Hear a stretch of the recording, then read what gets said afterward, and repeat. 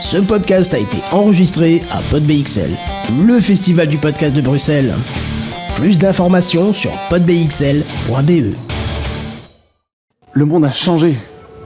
Je le vois dans l'eau, je le sens dans l'air, je le ressens dans la terre. Et dans le monde du travail devenu vivable et désirable. Tout commença quand le bonheur rentable fut inventé. Et que 8 hommes et femmes atypiques que l'on considérait fêlés prirent conscience de leurs responsabilités. Ils s'unirent pour montrer au monde qu'un chemin de collaboration était possible et que l'opposition bonheur et argent n'était pas une fatalité. La constellation des fêlés se mit alors en quête d'écrire une nouvelle page et à travers leurs histoires répandirent humanité et prospérité. Ils ajoutèrent ainsi chaleur dans le cœur et dans le logis des entrepreneurs, activant la spirale de conscience et de transformation. Ils marquèrent ainsi le début d'un nouvel âge. Ce podcast est le récit de leurs explorations et de leurs épopées. Bonjour et bienvenue dans Happy Podcast, le podcast du bonheur rentable. Je suis Valérie Delande, producteur d'entrepreneurs fêlés. Et fêlés car les fêlures laissent passer la lumière et portent en elles un extraordinaire pouvoir de transformation. Elles permettent d'éclairer les ombres et les talents, d'ouvrir le cœur et d'activer l'audace face aux urgences écologiques, économiques, ethnographiques. Le premier défi est de se détacher des croyances du passé pour expérimenter une nouvelle capacité de création, de collaboration et de prospérité, ce que j'appelle le bonheur. Le second défi, c'est d'appréhender l'argent comme une compétence qu'il est indispensable de développer pour qu'il devienne une énergie partagée. Car le bonheur est rentable. C'est un chemin de conscience et de développement du capital identitaire, humanitaire et monétaire dont chaque individu est pourvu. Alors il y a les fêlures innées et acquises, celles qui sont visibles et invisibles, et on peut même les cumuler. Dans tous les cas, qu'elles soient neurologiques, biographiques ou démographiques, elles cultivent la différence et conduisent les fêlés à apprendre à gérer leur unicité et à développer leur propre inclusion. Ce qui les amène très souvent sur le chemin héroïque de l'entrepreneuriat. Et qui dit héros dit cinéma, car les fêlés deviennent les héros de leur propre vie. Ils en sont les scénaristes, les réalisateurs et évidemment les acteurs. En tant que producteur, ma mission est de réunir les moyens leur permettant de développer leur projet, de faire en sorte que le tournage respecte les délais et le budget pour que le film soit un succès et puisse entraîner de nouveaux fêlés dans une spirale d'humanité et de prospérité. Ce podcast va donc se dérouler comme un film dans lequel vous pourrez suivre pas à pas les étapes franchies par nos héros au travers du récit de leurs explorations et de leurs épopées. Mais avant de vous les présenter, j'aimerais savoir s'il y a beaucoup de fêlés dans cette salle pour mesurer la congruence entre l'audience et cette première séquence. Qui se sent fêlé ? Ah, mais voilà ! Presque une majorité. Eh bien, ça ne m'étonne pas, au vu des organisateurs et de leurs partenaires, car les fêlés attirent les fêlés. Eh bien, je lance le premier clap pour accueillir nos acteurs entrepreneurs et leur proposer de présenter rapidement leurs identités de fêlés. Et je vais commencer par nos fêlés du juridique. Bonjour Séverine, bonjour Frédéric. Pouvez-vous nous dire qui vous êtes et quelle est votre fêlure ? Bonjour Valérie. Alors je suis Séverine Évrard, avocate et médiatrice holistique. Et ma fêlure est une super empathie, une empathie plus, une hypersensibilité que je vis. Que tu as développée. Merci. Bonjour Valérie. Alors moi je m'appelle Frédéric Theiss et je suis principalement expert en gestion de conflits et accessoirement clown. Mes spécificités sont de l'ordre de la description serait homme orchestre avec multipotentiel, aussi de la dyslexie, dysorthographie, aphantasia, etc. Un bon cocktail. Voilà. Merci à tous les deux. Continuons avec les acteurs de la finance. Bonjour Aude, bonjour Mathieu. Bonjour Valérie. Qui commence ? Bonjour Aude. Valérie. Allez, vas-y. Je commence. Donc, Aude Bélande. Donc, moi, je suis hypnothérapeute et experte de tous les mécanismes inconscients, notamment qui peuvent nous freiner en lien avec l'argent. On en reparlera. Et ma fêlure, c'est comme Séverine, une hypersensibilité et un petit côté multipotentiel aussi. Et un petit côté. Mathieu? Je suis Mathieu Lacroix, je suis consultant manager dans un cabinet de conseil. Et ma fêlure, c'est que je suis un consultant légèrement atypique, étant donné que j'ai, je dirais, le TDAH et C'est que je subis depuis très petit un manque d'organisation, ce qui n'est pas facile dans mon métier. Merci à vous deux et je termine avec les entrepreneuses slasheuses. Bonjour Pauline, bonjour Émilie. Bonjour. Bonjour. Alors, je suis Pauline. Alors, ma fêlure ou mes fêlures, j'ai effectivement un TDAH et avec, on va dire, trop d'idées. Un jour, je me suis même fait licencier d'une entreprise parce qu'on m'a dit « Pauline, t'as trop d'idées ». Et donc, c'est pour ça que je me suis mise en entrepreneuriat parce que je me suis dit que j'allais mettre ma créativité au service de ma propre entreprise et du monde. Voilà. Merci Pauline. Et notre dernière entrepreneuse. Oui, moi je suis Émilie Sommer, je suis une slasheuse, effectivement. J'ai un background de 20 ans dans l'entreprise en tant qu'accompagnatrice et formatrice. Je suis hypnothérapeute depuis 15 ans. J'accompagne les traumas et les transformations. Et puis je suis aussi artisane kintsugi, je répare les objets cassés en leur donnant une seconde vie. Et puis j'ai lancé une marque de bijoux contemporains également. Je suis, au niveau des fêlures, je suis une dyslexique, ce qu'on appelle une double exception. Donc, j'ai également un haut potentiel et puis je suis également dans une hypersensibilité permanente. Voilà. Merci. Et puis, effectivement, vous avez deviné, j'en suis une aussi, bien sûr. Donc, on va dire du HP, du TDAH, tout ça en s'équilibrant. Je suis passée par la finance, la communication, le théâtre, la comédie musicale, la danse, le clown. Donc, plein de joyeuseté que j'ai essayé de réunir justement dans ce chemin du bonheur rentable dont nous allons parler tout au long de cette table ronde de ce jour. Donc, merci beaucoup pour ces présentations. Et je vous propose d'entamer cette seconde séquence qui va s'intituler le flashback dans les stratégies de comportement, c'est-à-dire le retour dans les étapes de socialisation dans lesquelles vous avez commencé à développer des stratégies de comportement sans en avoir confiance, avec plus ou moins de souffrance. Séverine, est-ce que tu veux bien commencer? Est-ce que tu peux nous dire quelles épreuves tu as dû affronter et quels mécanismes tu as développés pour pouvoir vivre ou survivre? La caractéristique d'une personne hypersensible, c'est qu'elle capte énormément d'informations, que ce soit dans l'environnement, que ce soit dans la relation qu'elle a avec les autres. Donc il y a vraiment un apport de stimulation qui est très très important et qui n'est pas facile à gérer et qui est générateur d'anxiété en fait. Donc j'ai eu à gérer une anxiété permanente, une anxiété importante permanente. Dans le métier d'avocat, évidemment, c'est d'autant plus compliqué.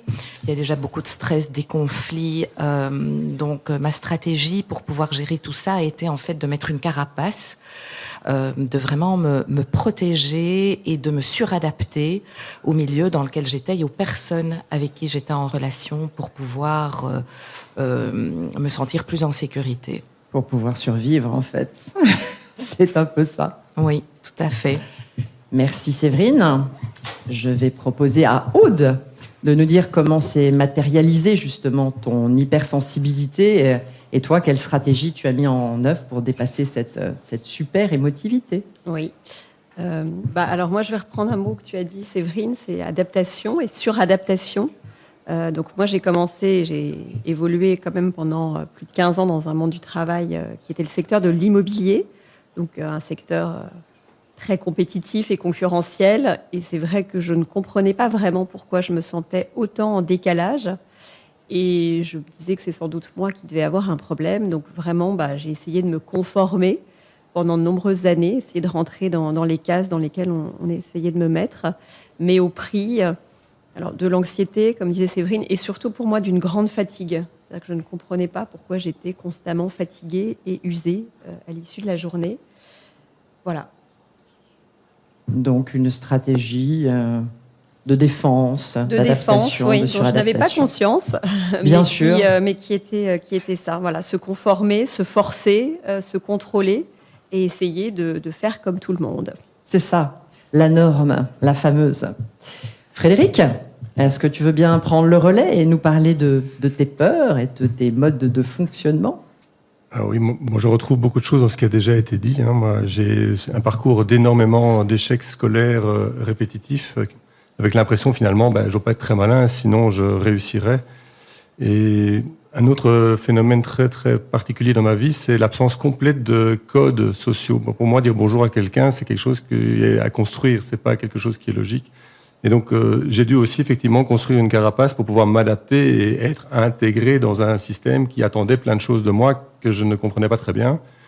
Donc voilà, ça a été aussi beaucoup de procrastination, parce que mon système interne nécessite qu'il me reste juste assez le temps qu'il faut pour faire les choses. Et comme c'était inacceptable d'attendre 20 minutes avant quelque chose pour seulement s'y lancer, pendant des années, je me suis lancé des heures et des mois et des semaines à l'avance à faire des choses que je ne faisais finalement pas, puisque c'était beaucoup trop tôt pour mon système. Donc voilà, énormément de se mettre dans une situation qui n'était pas moi. Et peut-être de la fatigue, mais très peu de conscience de tout ça. Et certainement, dans l'autre sens, le développement du coup d'hypercapacité liée à cette adaptabilité. Voilà. Ça c'est le trésor justement de l'adaptation. On en reparlera.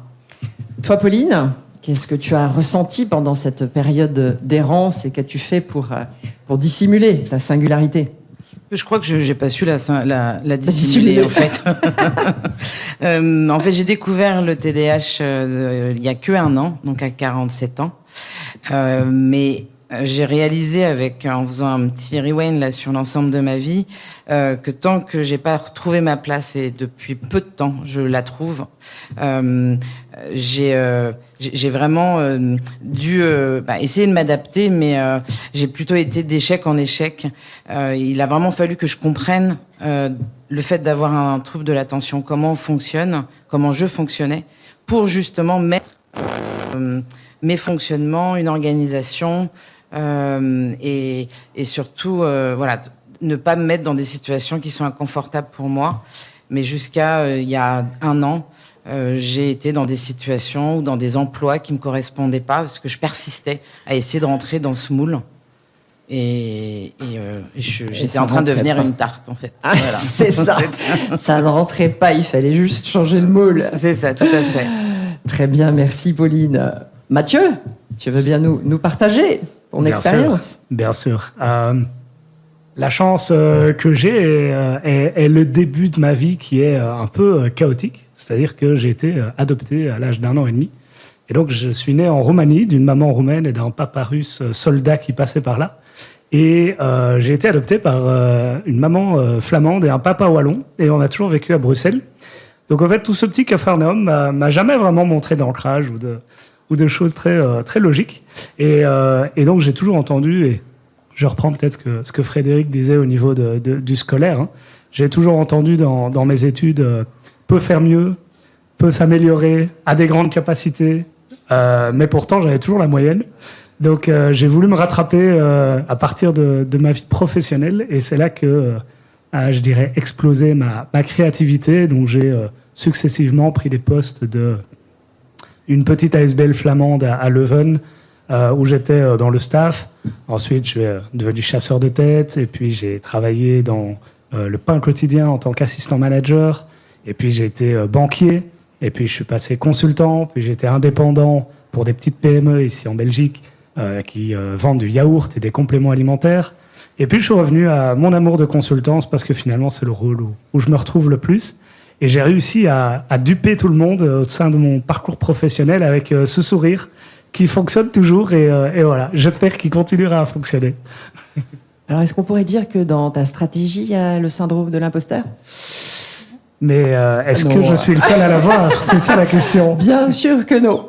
Merci Mathieu. Et puis, last but not the least, je me tourne vers Émilie. Tu as grandi dans un environnement où la dyslexie était synonyme de dysfonctionnement. Toi aussi, donc ton système de défense? Oui, moi j'ai grandi en apprenant que j'étais complètement dysfonctionnante et donc je devais faire beaucoup d'efforts. Ma vie, ça a été faire des efforts en permanence. Et pour illustrer le mieux ça, j'étais un poisson dans un arbre à qui on a encouragé à attraper les branches et à faire encore mieux. Et puis je voyais tous les singes autour de moi hyper agiles. Et je me disais, mais comment font-ils? Qu'est-ce que je dois faire encore? Jusqu'à ce qu'un jour je comprenne que j'ai rien à faire dans un arbre et que je fonctionne beaucoup mieux dans l'eau. Et j'ai fini par être un poisson déguisé en singe. Et ça a été sans doute ce fameux syndrome de l'imposteur qui a longtemps été présent et qui aujourd'hui a encore des petits sursauts parce que ça reste, mais néanmoins aujourd'hui c'est quand même beaucoup plus équilibré d'être dans l'eau et parfois dans l'arbre, puisque tant qu'à faire, comme j'ai appris à grimper dessus, autant y retourner de temps en temps. Ah bien sûr. Et c'est ça, encore une fois, la clé du bonheur. C'est de finalement s'arrêter sur un parcours chaotique, mais voir ce qu'on a pu en apprendre et aller à la recherche du reste. Mais si je résume un petit peu, on va parler donc pour l'instant de stratégie, de conscientisation maintenant, mais avant on est dans l'inconscient total, on s'adapte, suradaptation, carapace et j'en passe. Donc, merci à Émilie et à toutes et tous pour cette plongée dans le passé, parce qu'effectivement, il y a maintenant la conscientisation du cadre, séquence numéro 3, puisque la vie n'est pas un long fleuve tranquille et elle nous procure régulièrement des occasions de transformation. Encore faut-il y prêter attention. Le déclencheur peut être une personne, une lecture, un incident, une nouvelle fêlure. Et elle invite le héros à changer d'angle de vue, à considérer le chemin parcouru et justement à conscientiser le cadre et à décider d'en sortir. Je vous propose de commencer par les déclencheurs physiologiques qui vont bien sûr nous amener à des blessures supplémentaires, les fameuses blessures biographiques. Et nous passerons ensuite au biographique, justement. Donc les physiologiques, Frédéric, que t'est-il arrivé et comment tu as fait le lien avec ton mode de fonctionnement? Alors, moi, ça a commencé un jour où ma femme m'a retrouvé dans l'appartement en train de tourner en rond, comme je tournais dans ma tête, avec aucune possibilité de sortir. Et l'impression vraiment que plus rien n'était possible dans le sens aller vers la vie, aller vers le monde, aller vers le boulot, etc. Et donc, je n'ai pas vraiment fait un burn-out au sens médicalement attesté et tout ce qui s'ensuit, mais clairement, j'étais à 2 doigts de craquer. Avec ce constat que finalement, quand j'ai quitté ce boulot-là, il a fallu 2 personnes et demie pour couvrir l'ensemble de ce que j'avais accepté de porter sur mon dos, sachant que je faisais finalement plus grand-chose très très bien, mais ça a été représentatif de ce que je m'étais chargé dans ce boulot-là. Et donc la suite, ça a été d'ouvrir la porte vers, en tout cas, de la thérapie, du travail personnel. Bien sûr, et ça, on va en parler après, mais effectivement, il y a toujours un déclencheur. Séverine, toi aussi, tu es allée vers l'épuisement, tu en as déjà un peu parlé. Comment tu as pris conscience justement de cet épuisement et de tes véritables besoins? Cet épuisement s'est vraiment marqué de manière physiologique, de manière émotionnelle, de manière intellectuelle. Et donc, c'était tout mon mode de fonctionnement, en fait, qui arrivait vraiment au bout de sa logique. Je suis passée par un burn-out, mais ça n'a pas suffi, quelque part. Et j'ai en tout cas, à un moment, vraiment eu le besoin de pouvoir être dans mon authenticité. Donc, de me libérer de toutes ces stratégies d'adaptation. Et à partir du moment où j'ai formulé en fait ce vœu, les choses se sont enchaînées très vite. J'ai rencontré quelqu'un que j'ai consulté pour m'aider au niveau de mon cabinet. Et en fait, lors d'une séance avec cette personne, on travaillait sur l'énéagramme. Eh bien, il y a vraiment une fêlure, comme si la foudre était tombée sur ma carapace, qui a complètement craqué. Ça a d'ailleurs été extrêmement violent, physiquement, émotionnellement. Mais ça a été le début, en fait, de l'incapacité aujourd'hui de retenir ce que j'ai à dire ou ce que j'ai à faire. Et c'est une libération qui est absolument magnifique. Ah, ça c'est chouette. La libération, ça c'est un point très important lorsqu'on arrive à prendre son envol. Mathieu, chez toi, les signaux se sont installés de façon chronique avec des allergies cutanées. Quand est-ce que tu as pris conscience que c'était une manifestation de ton mal-être et quel regard tu as porté dessus? Et c'était un peu difficile à analyser parce que je m'amusais bien. Je m'amuse toujours d'ailleurs. Mais effectivement, il y a quelques années, il y a du psoriasis et de l'eczéma qui ont commencé à apparaître ci et là. Et qui continuent je ne vais pas dire grandir parce que ça se stabilise. J'essaye aussi de soigner mon hygiène de vie un maximum. Mais voilà, il y a quelque chose qui montre que, un peu comme le canard, en surface, tout va bien. Il y a ce fameux sourire. Et puis en fait, en dessous, ça bouille de stress et ça bouille de plein de choses que je ne m'avoue pas, ne veux pas comprendre, ne veux pas admettre. Et donc voilà, beaucoup de combats internes, je dirais. Alors, on a un poisson, un canard. On va continuer. Pauline, tu es allée, toi, encore plus loin avec un cancer du sein de stade 4 à 26 ans. Qu'est-ce que tu en as compris à l'époque et quels sont les référentiels qui ont commencé à bouger chez toi? Alors comme je suis un peu bretonne, très bretonne et têtue, donc j'ai mis du temps malgré justement effectivement à 26 ans un cancer du sein, parce que pour moi toutes les expériences, toutes les épreuves sont là pour te donner des indications. Et à 26 ans, un cancer de stade 4 où ça a duré 4-5 ans puisque il y a eu vraiment la reconstruction et je me suis posé la question de pourquoi ça m'arrivait. Donc c'est là où j'ai repris mes études, puisque comme j'avais été en échec scolaire et que je pensais que j'étais incapable avec mon cerveau qui allait trop vite, qui posait des questions bizarres, et que j'avais pas de copains, etc., d'amis à l'école, je me suis mis à travailler très rapidement. Et ce cancer du sein m'a donné l'opportunité de me poser, de passer un bac en cours du soir et de passer un BTS, un bac plus 2, pour tenter petit à petit de trouver ma place. Et voilà, donc ça a été le début de la conscientisation, mais comme je disais tout à l'heure, il n'y a que depuis vraiment quelques temps, depuis que je sais ce trouble de l'attention, que là je continue à trouver ma place et qu'elle est là, qu'elle se met petit à petit. Voilà. Bien sûr. Donc là, tu es, toi, allé vraiment jusqu'au bout, mais tu t'es rattrapé aux branches et tu es là avec nous aujourd'hui pour en témoigner. Je propose maintenant de passer au déclencheur biographique. Alors bien sûr, je vous l'ai dit tout à l'heure, on n'a pas qu'un déclencheur, on en a finalement toute la vie et ces signaux viennent tout le temps nous titiller tant qu'on n'a pas compris. Donc c'est ça ce qu'il faut retenir. Donc on va s'intéresser aux ruptures. Donc Aude, je crois que c'est une séparation, un divorce qui t'a finalement fait voir ce cadre dans lequel tu étais enfermée. Oui, tout à fait. Moi, j'avais pourtant bien œuvré à me créer une vie très, très lisse et parfaite de l'extérieur. Et oui, en effet, comme tu le dis, un jour de juillet 2017, alors que je m'apprêtais à partir en vacances avec mon compagnon et mes enfants, il m'annonce qu'il ne viendra pas avec nous et sans doute qu'il ne rentrera plus à la maison. Et c'est venu vraiment ancrer cette fissure. Je me suis vraiment pris le mur parce que j'étais, je pense, dans un fort déni. Donc, je ne l'ai vraiment pas vu venir. Et je dis souvent que c'est ma sortie de piste. Je suis sortie de mes rails. Pourtant, j'avançais vraiment bien en pilotage automatique. Et j'ai cette image où quelques jours après, justement, cette annonce, je me retrouve toute seule début août à partir au volant de ma voiture. Et alors que je suis quand même dans un chaos émotionnel assez fort, je ne vais pas me le cacher, j'ai quand même un espace qui s'ouvre en moi. Et à ce moment-là, je me dis, maintenant, c'est toi qui pilotes. Tu peux prendre la première sortie, la deuxième. Il va falloir comprendre, décider, faire de nouveaux choix. Et donc, c'est à partir de ce moment-là que j'ai vraiment cherché à comprendre comment j'en étais arrivée là, qui j'étais, comment on faisait nos choix, comment on posait nos actions. Et ça a été le début donc d'une quête où je me suis fait accompagner, je me suis formée, j'ai beaucoup lu. J'ai testé quand même beaucoup de choses pour chercher à mieux comprendre l'être humain, mieux me comprendre.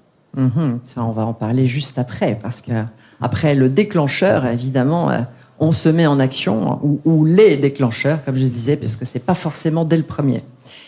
Émilie, c'est aussi une rupture avec une famille qui ne reconnaissait pas ta différence, qui t'a permis un peu de respirer aussi et de comprendre le rôle qu'ils avaient joué?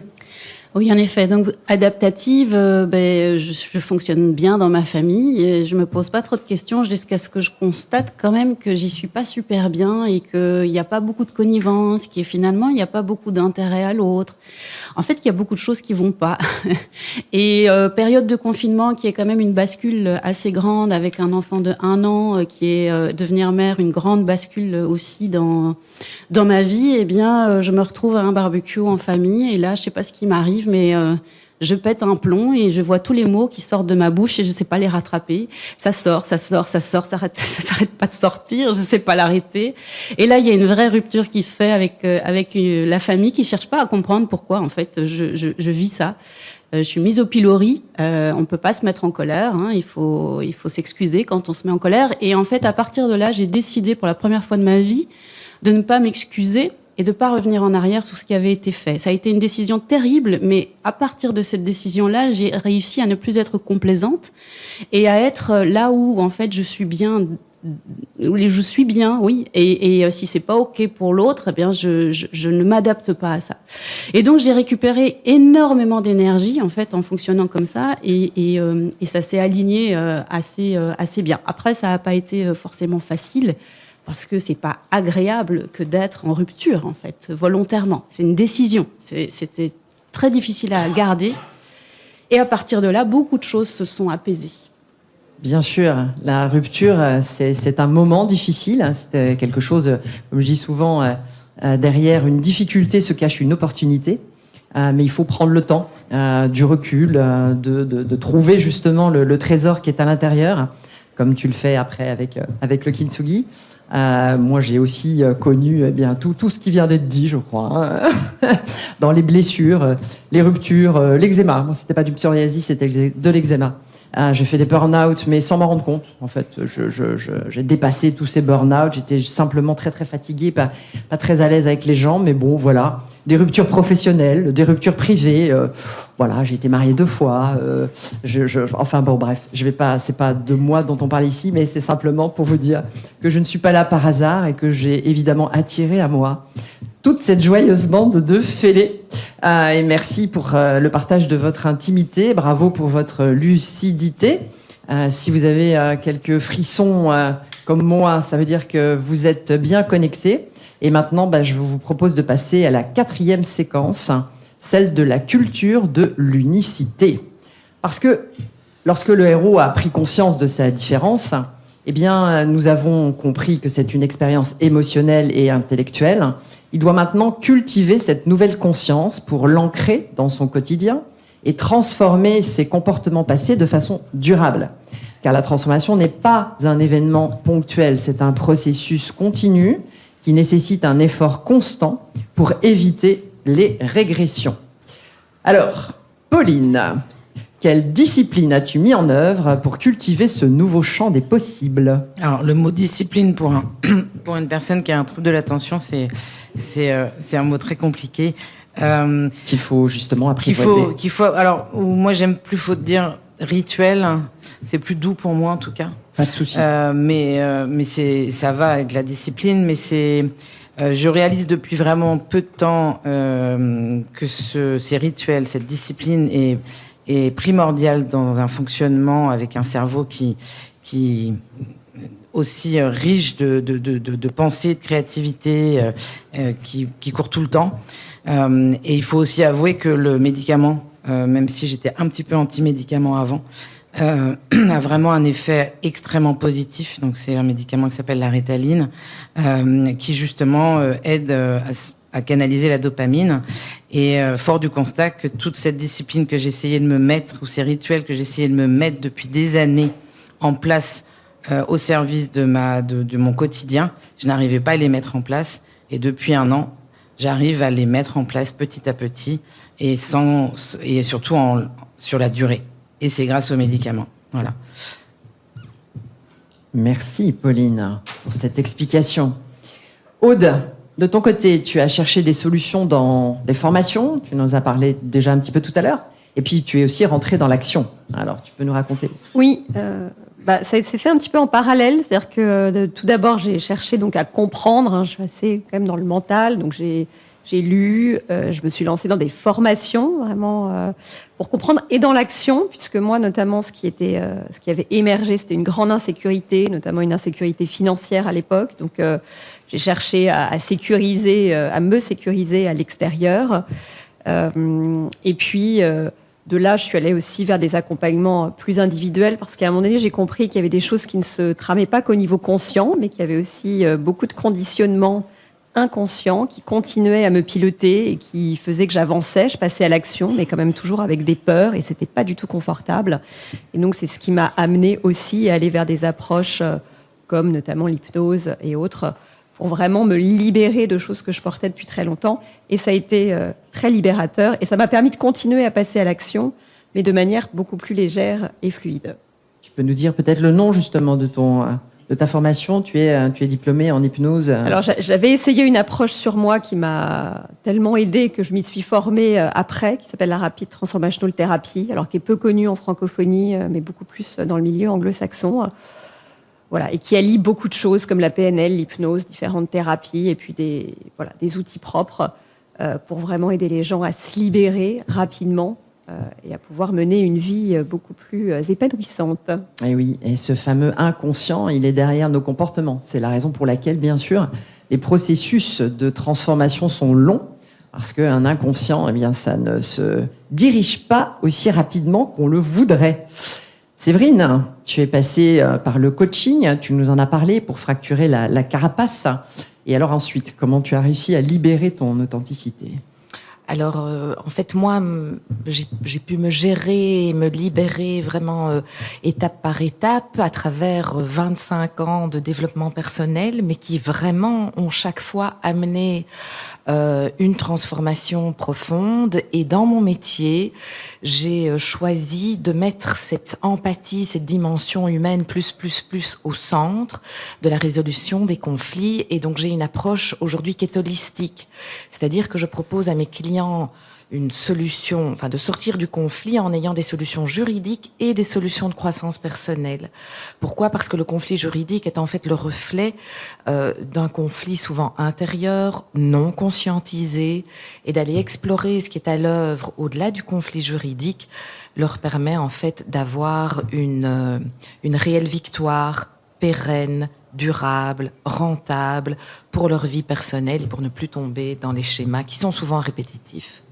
Est-ce que je peux préciser aussi que tu as écrit un livre, parce que je suis, moi, intimement persuadée que écrire ou parler, la radio ou la littérature, c'est une façon d'exprimer justement son unicité, d'aller chercher qui l'on est, et ça fait partie du chemin. Absolument. Le livre, c'est aussi une sortie du bois. Donc, j'ai écrit un livre qui s'appelle « De justice à justesse, être avocat autrement » et qui, justement, partage cette vision d'une autre manière d'être avocat, plus humaine et plus rentable. Ah bah oui. Merci Séverine. Frédéric, on reste dans la partie juridique. Tu as également enchaîné des formations professionnelles et artistiques. Qu'as-tu semé dans tes parcelles et qu'as-tu récolté ? Alors moi, j'ai assez vite compris qu'il était important de travailler sur moi comme mon propre outil d'accompagnement des autres. Et donc, j'ai évidemment entrepris très vite, suite à ce constat, une thérapie personnelle où j'ai commencé au bulldozer et au marteau-pic. Bon, moi, j'y suis toujours, mais on est passé plutôt en mode tournevis d'horloger, mais ça sert toujours. Et à côté de ça, du coup, j'ai vraiment pris le choix personnel de ne faire plus que des formations qui m'aidaient à me transformer et pas des formations dont quelqu'un aurait une connaissance qui me déversait. Je sais lire et donc je ne voyais pas la valeur ajoutée à cela. Du coup, pour le côté créatif, j'ai fait le choix aussi il y a 1 an de me lancer dans une académie de clown qui m'a permis de travailler aussi énormément sur moi. Et il m'a fait me prendre conscience à quel point c'était un outil que je voulais aussi transmettre et utiliser pour accompagner d'autres personnes. Le clown qui va chercher les émotions, qui permet la relation à soi et la relation à l'autre. J'en fais aussi et c'est magnifique. Émilie, tu as également fait feu de tout bois pour cultiver ta multipotentialité. Quelles ont été les étapes pour te reconnecter à ton identité de poisson ? Il y en a tellement, je ne sais pas trop, mais en tout cas, peut-être qu'au départ, il y avait beaucoup d'évitement. J'avais une stratégie d'évitement qui était assez bien développée et j'ai constaté que ce n'était pas très efficient, l'évitement. Et je suis plutôt un peu comme un Tetris. Je veux tout le temps être dans l'efficience, dans mon temps, dans ma croissance, dans mon développement. Et donc, je me suis bien rendu compte que cette technique n'était pas ouf. Et donc, me confronter a été une réponse. Parfois un peu trop violente, mais néanmoins, ça a été une de mes réponses. En montant sur scène, en créant un spectacle, en faisant des choses qui me mettaient au cœur de ma fragilité, ce qui était très vacillant et très inconfortable, mais c'est là où j'avais le plus de réponses et donc le plus d'espace de croissance. Et j'ai une obsession de croissance. J'ai une obsession, quand je dis croissance, c'est d'évolution, de remise en question, d'introspection. C'est ainsi. Je ne sais pas faire autrement. Et dans la confrontation, j'ai appris à trouver des réponses. Et au fur et à mesure du temps, que ce soit des confrontations plus douces, parce que ça a été parfois un peu trash, mais voilà, la confrontation et par plein de biais, hein, et aussi d'être inspirée. J'ai besoin d'être inspirée par d'autres personnes, et si je crois en la personne avec qui je travaille, j'ai tout qui explose et qui grandit. Donc aller chercher des partenaires d'inspiration et que je peux valider, que ce soit intellectuellement, dans son propos, dans sa sensibilité. Et quand j'ai trouvé cette personne, ça traverse. Je disais, les fêlés attirent les fêlés. Et lorsqu'on a effectivement franchi en plus toutes ces étapes de développement de conscience, eh bien, on a vraiment la capacité d'entrer dans de la collaboration mutualisée. Et c'est un petit peu un pléonasme, mais ça marche quand même. Et de faire des grandes choses, ça, c'est ma conviction. Donc je vous engage à aller voir sur YouTube la chaîne d'Émilie Sommers. Son spectacle sur l'audace est grandiose. Elle a aussi fait une vidéo, Femme fière. Femme forte, fragile, mais pas faible. Voilà. Femme forte, fragile, mais pas faible. Très très belle vidéo. Donc elle est derrière la caméra, elle est devant, elle est sur scène, elle est partout. Et elle est avec nous aujourd'hui. Mathieu, de ton côté, tu as cultivé le terrain humanitaire. Qu'as-tu modifié dans ton fonctionnement pour te sentir plus aligné ? J'utiliserai la notion de balance, dans le sens où, si vous avez retenu les différents métiers que j'ai pu exercer dans ma vie, on parle de chasse de tête, de banque, de consultance. Donc c'est des métiers qui, voilà, socialement, peuvent amener certaines images. Et ces images, je pense que j'ai dû, d'une manière ou d'une autre, devoir mentalement les contrebalancer avec du bénévolat. Et j'ai regardé un peu mon parcours finalement avant ce podcast. Je me suis préparé. Ah, bien. Et en fait, je remarque que depuis année 1 de mon parcours professionnel, j'ai constamment fait du bénévolat. Donc je crois que c'était vraiment une balance nécessaire, tantôt dans des associations pour des enfants handicapés, tantôt pour du mentorat, tantôt pour même des bêtes actions, entre guillemets, mais qui ne sont pas bêtes, parce que toute action est positive, d'accompagnement, bref, on ne va pas rentrer trop dans les détails non plus, mais ça a été à l'extrême jusqu'à l'année passée, étant donné que j'avais un besoin qui se nourrissait depuis quelques années, de faire une mission de plus grande envergure et d'aller je dirais, me frotter à une culture que je ne connais absolument pas, qui est la culture africaine. Et ça m'a mené en RDC, donc RD Congo, dans le sud Kivu, qui est une région qui est très problématique. Vous l'avez peut-être entendu dans les médias, on l'entend malheureusement pas assez, mais c'est une région qui mérite d'être très soutenue, comme beaucoup d'autres régions, évidemment. Et ici, j'ai eu la chance d'accompagner un entrepreneur qui a un incubateur du côté de Bukavu. Et l'incubateur s'appelle Kivutech. Et l'idée ici, de mon côté, c'était de voir à quel point est-ce que je peux faire quelque chose sans dépasser mon rôle, avec les meilleures intentions du monde. Et j'ai vraiment la chance, depuis plus d'1 an maintenant, de réaliser ça avec main dans la main avec l'entrepreneur pour agir et avoir des chouettes réalisations concrètes. Et je pense que c'est ça, cette notion de balance, cette envie de toujours vouloir faire un petit côté, un équilibre. L'équilibre, exactement. Eh bien, merci d'avoir partagé vos jardins et vos solutions de fertilisation. Je vous propose maintenant de passer à notre 5e et dernière séquence du jour, la transmission de la lumière. Après tout ce cheminement de transformation, le héros prend conscience de sa puissance et décide de transmettre son expérience pour illuminer le monde. Mais comme dans tous les films, il va y avoir une confrontation finale, une épreuve suprême qu'il va devoir dépasser pour rayonner, inspirer et contribuer à changer le monde. Alors, cher Félé, quels sont les défis que vous avez encore à relever, les résistances que vous devez encore lever pour réussir vos magnifiques projets? Frédéric, tu as décidé de développer l'inclusion par la prévention des conflits au travers de la magie du clown. Quel est ton challenge?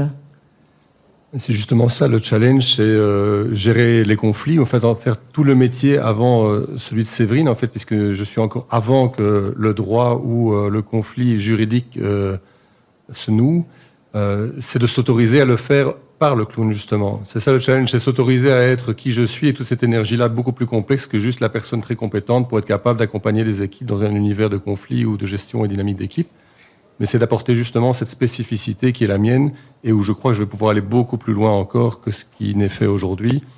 Donc voilà, c'est ça le vrai challenge, c'est m'autoriser à être complètement moi-même, ouvrir complètement mes ailes, activer tous mes potentiels et pas avoir peur de réussir finalement et d'atteindre une certaine quantité, un certain volume, une certaine réussite. Alors, est-ce qu'on pourrait dire que c'est ça, la résistance, le dernier blocage, c'est la peur de briller? Je crois qu'on peut dire ça comme ça, oui. Ah, intéressant. Je vous laisse y réfléchir. Ça fait partie des fêlés. La peur de briller. Je ne suis pas assez. Pourquoi est-ce qu'on me ferait confiance? Et effectivement, je vous recommande, et c'est ce qu'on est en train de faire, d'aller chercher d'autres regards qui peuvent justement renforcer un peu cette multipotentialité, cette capacité que vous avez. La collaboration permet de l'exprimer. Séverine, tu as donc développé des outils pour bâtir une nouvelle justice, comme tu le disais, en plaçant l'humain au centre de la résolution. Qu'est-ce qui te manque pour réussir?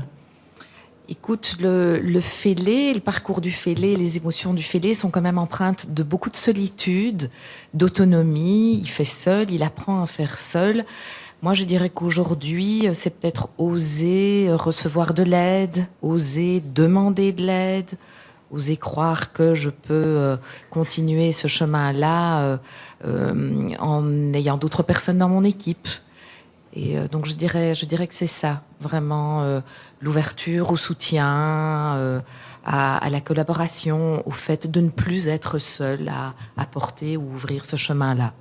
Je pense que c'est effectivement faisable à partir du moment où on a traversé tout le reste. Parce que les expériences que l'on a avant, les collaborations, on a essayé d'en faire.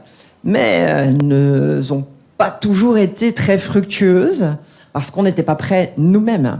Donc évidemment, la vie nous envoie des confrontations qui nous permettent de comprendre qu'il y a encore des choses à régler.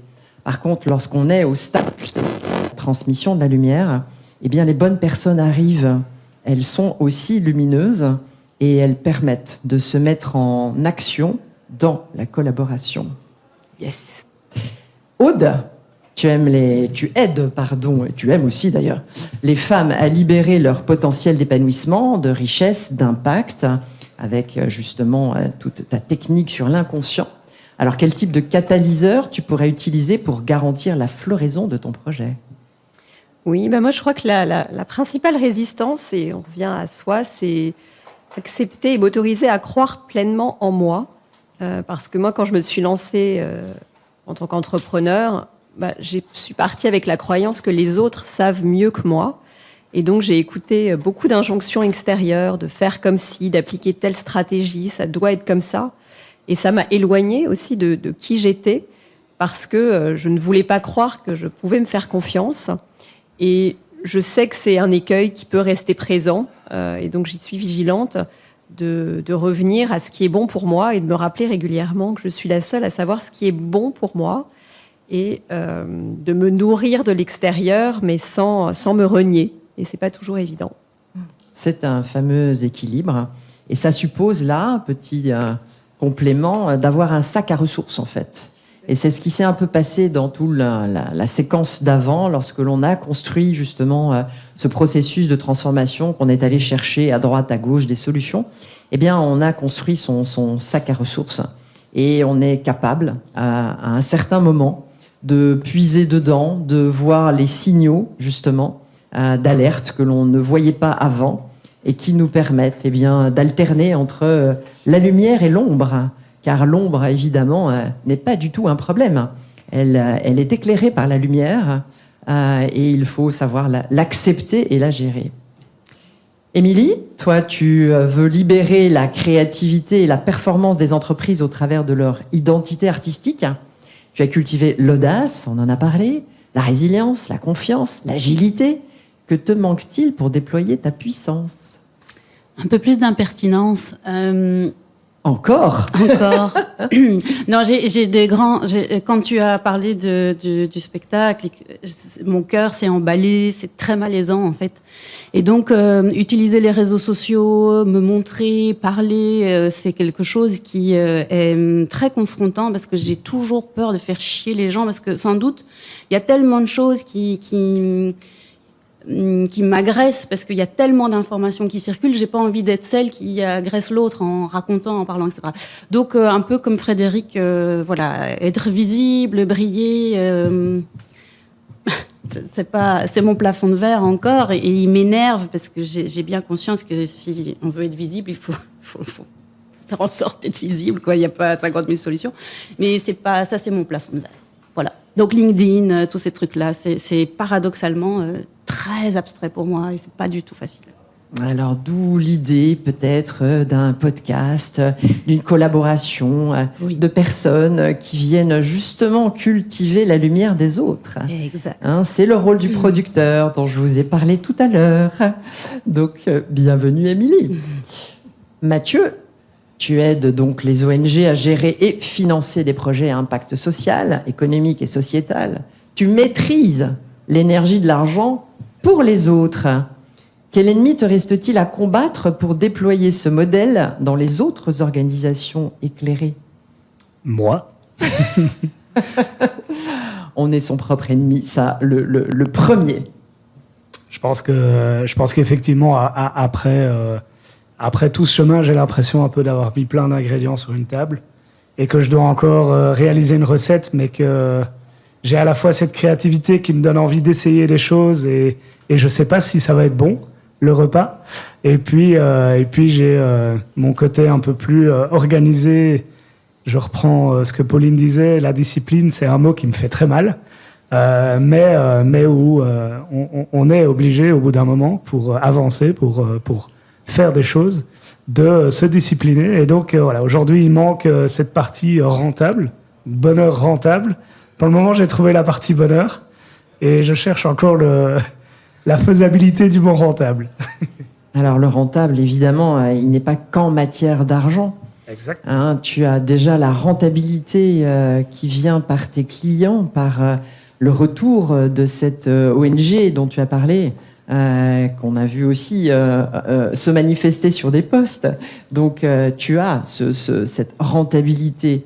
Maintenant, effectivement, ton dernier blocage, et peut-être toujours, et si vous vous observez, on va toujours chercher finalement dans le secteur qui est celui qui nous pose problème.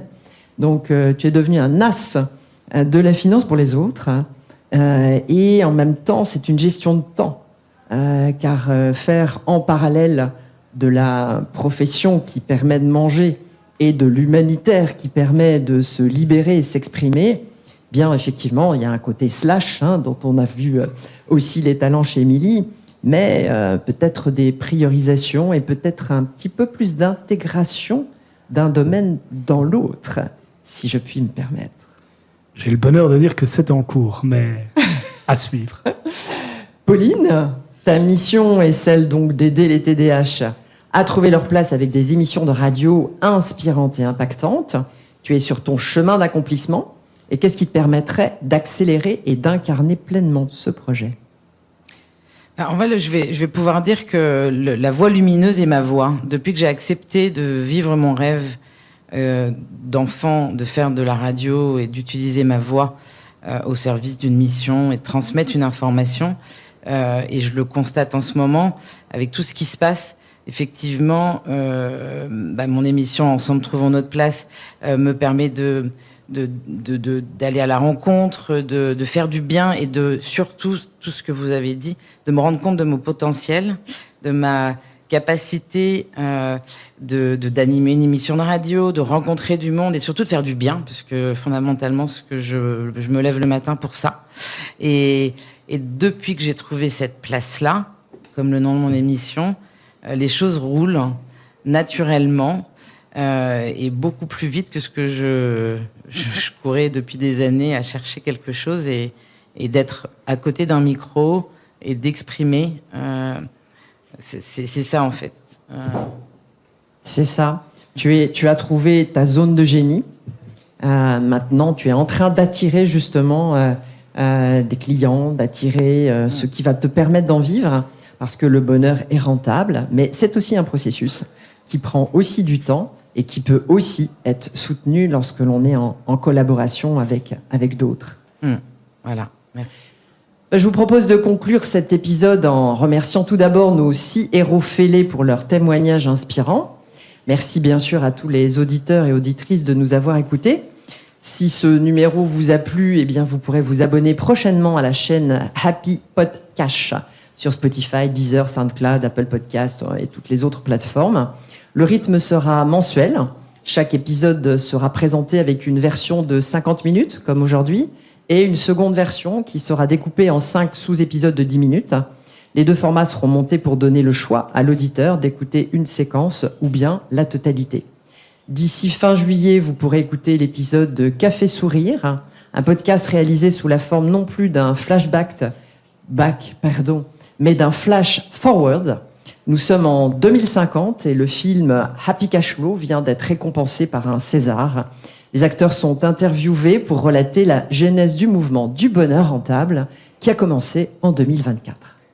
En attendant, si vous avez envie d'en savoir plus sur le concept, vous pouvez retrouver des chroniques et des interviews de Fêlés en podcast sur mon site eriget.com